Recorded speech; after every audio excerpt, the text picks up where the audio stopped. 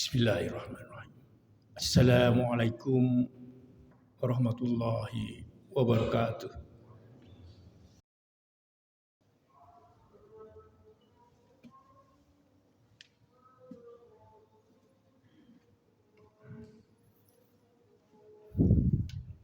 Innal hamdalillah nahmaduhu wa nasta'inuhu wa nastaghfiruh wa na'udzu billahi min syururi anfusina wa min sayyiati a'malina may yahdihillahu fala mudilla lahu wa may yudlil fala hadiya lahu.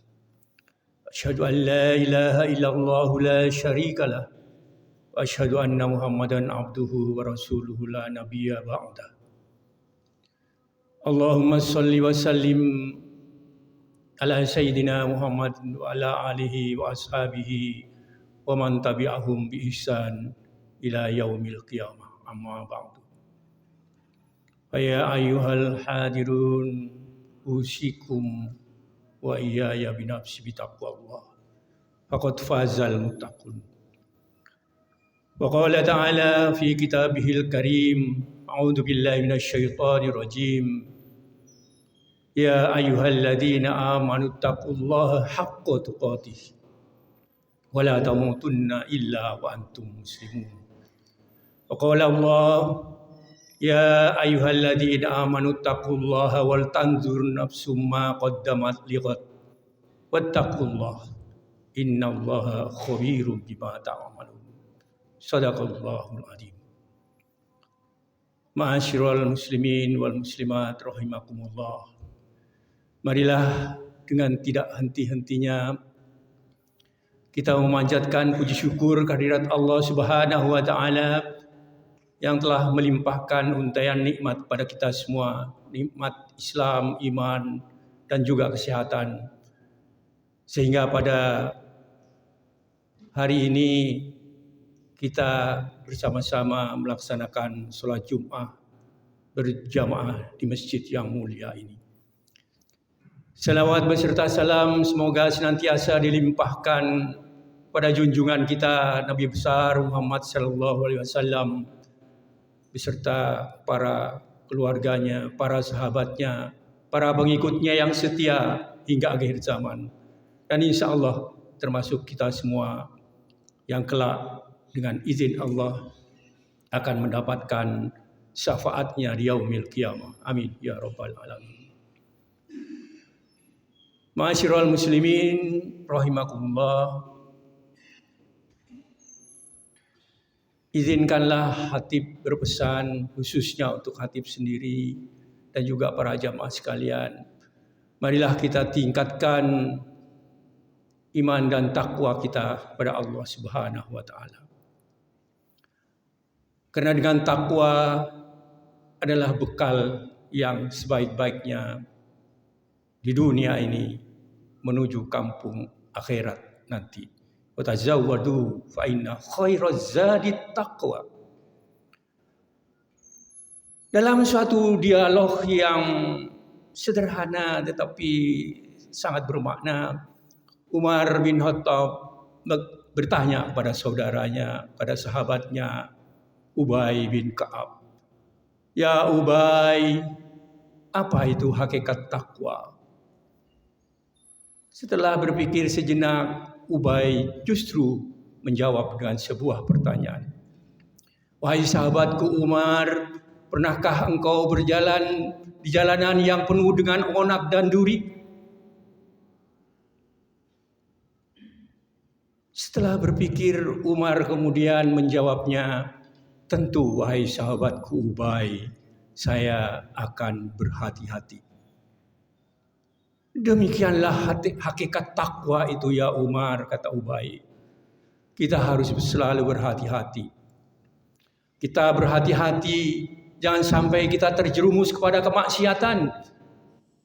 Jangan sampai kita mengikuti anjuran-anjuran yang entah dari mana asalnya, tetapi senantiasa di dalam zaman yang modern ini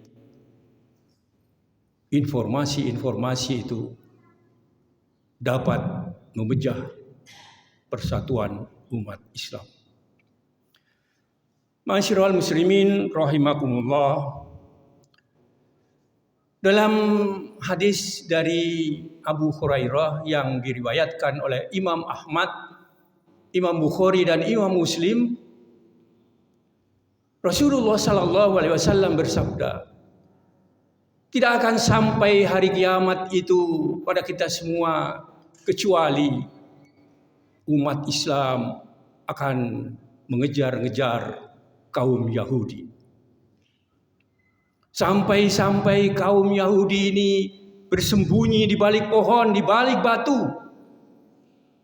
Lantas batu dan pohon-pohon ini berkata, wahai hamba Allah, wahai kaum muslimin, di belakangku ada orang Yahudi, kejarlah dia, bunuhlah dia. Hanya satu pohon yang tidak berkata seperti itu adalah pohon gharqad. Pohon ini disebut dengan pohon Yahudi. Luar biasa kaum Yahudi mempercayai hadis tentang akhir zaman ini. Apa yang mereka lakukan saat ini di Israel, di Yerusalem, jutaan pohon gharqad, pohon Yahudi ditanam oleh mereka. Sebab mereka mempercayai bahwa pohon inilah yang kelak akan melindungi mereka dari kejaran kaum muslimin. Ma'asyiral muslimin rahimakumullah, apa yang sebetulnya ditakuti oleh mereka? Mereka sangat mencermati hadis-hadis tentang akhir zaman ini. Mereka takut umat Islam kembali memimpin kejayaan umat, memimpin dunia ini dengan agama rahmatan lil alamin. Mereka ingin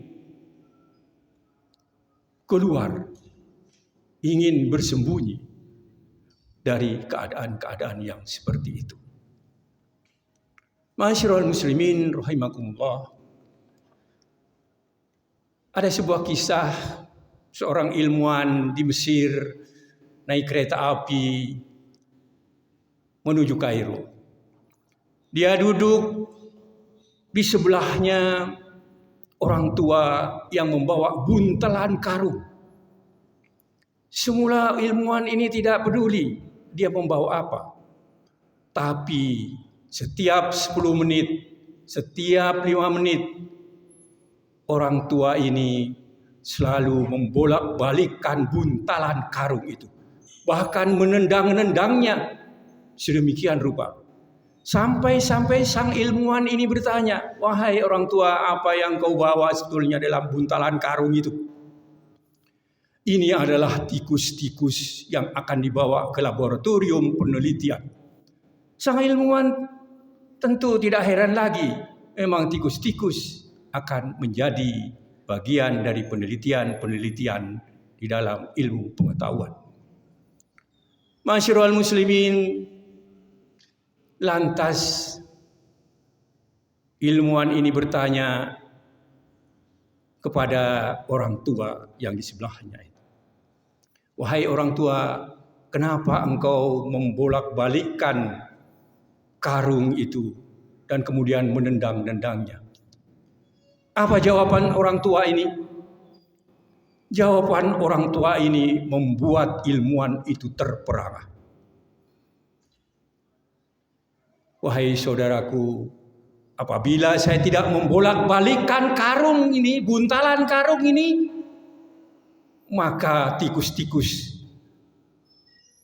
akan berhenti untuk berantem sendiri, untuk bermusuhan sendiri. Tapi ketika saya goyang-goyangkan, dibolak-balikkan, mereka akan saling sikut-sikutan sendiri di dalamnya.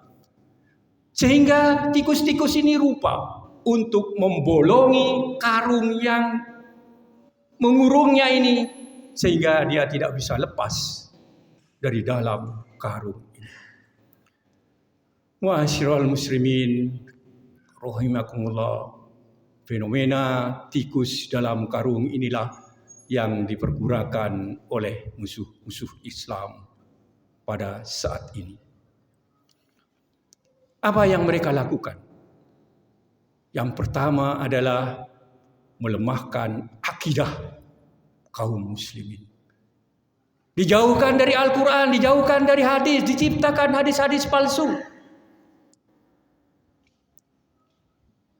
Dibiarkan mereka kesulitan, dibuat mereka sulit untuk datang ke masjid, sulit datang ke pesantren, dibuat isu-isu yang bermacam-macam sehingga akidah kaum muslimin ini sedikit demi sedikit dilemahkan. Apa yang kedua? Musuh-musuh Islam akan melakukan yang sampai saat ini telah kita rasakan, apa yang disebut dengan perang pemikiran, fikr. Perang pemikiran ini luar biasa dampaknya pada saat ini. Berita-berita hoax, berita-berita palsu. Kaum Yahudi belajar dari perang antara kaum muslimin yang pertama, yaitu perang Jamal I dan perang Jamal II. Apa yang terjadi pada saat itu? Rasulullah bersabda kepada Ali bin Abi Thalib, "Wahai Ali, nanti engkau akan berhadapan dengan Aisyah." Riwayat Imam Ahmad. Dalam hadis ini kemudian dicermati oleh mereka. Apa yang terjadi? Ketika Utsman bin Affan terbunuh, pada saat itu beliau sebagai khalifah yang ketiga dibunuh, maka dilontarkanlah fitnah-fitnah yang keji. Suatu ketika dengan fitnahnya itu, maka pasukan Ali bin Abi Thalib bersiap siaga. Karena mereka mendengar bahwa ada pasukan yang dipimpin oleh Siti Aisyah yang akan datang.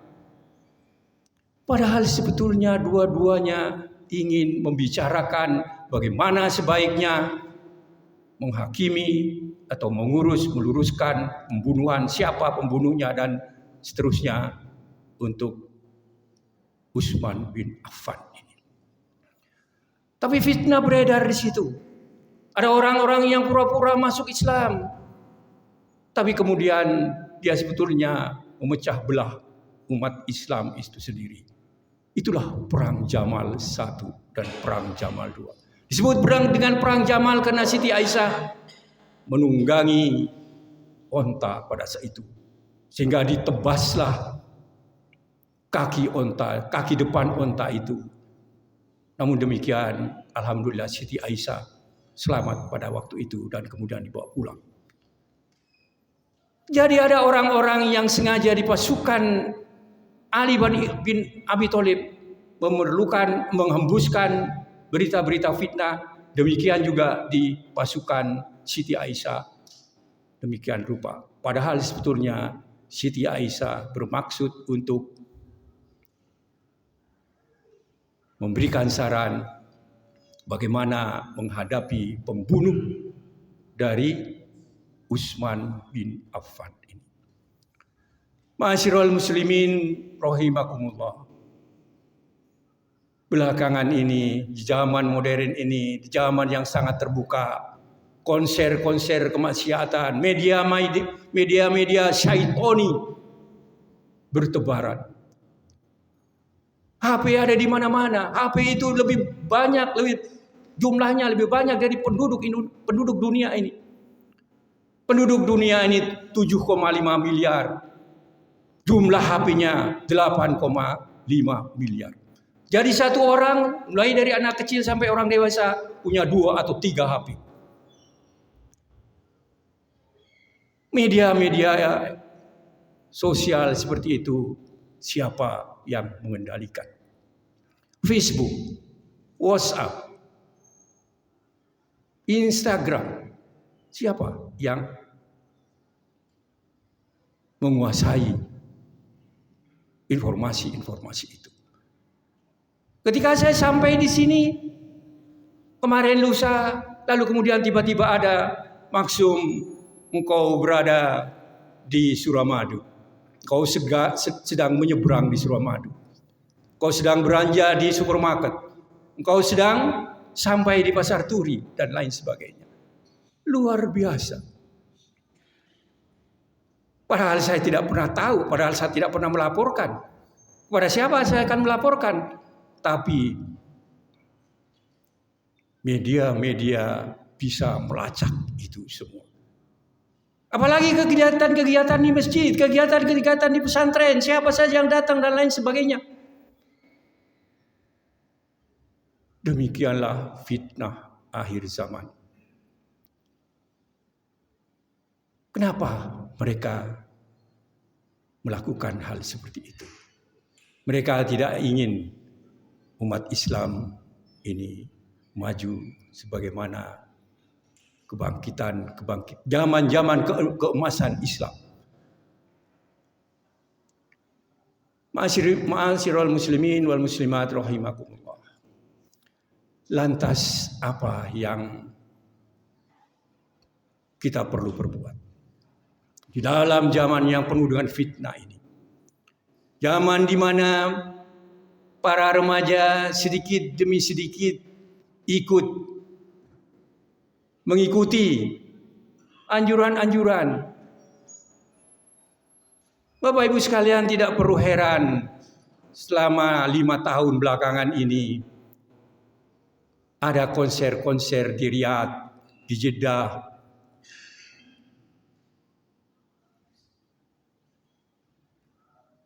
Pemerintah Arab Saudi juga tidak lagi atau mencabut kewajiban untuk berhijab bagi perempuan yang akan keluar rumah. Sungguh sedikit demi sedikit umat Islam akan mengikuti musuh-musuh Islam. Rasulullah Sallallahu Alaihi Wasallam bersabda, kelak kalian akan mengikuti sedikit-sedikit, sejengkal-sejengkal, sehasta-sehasta.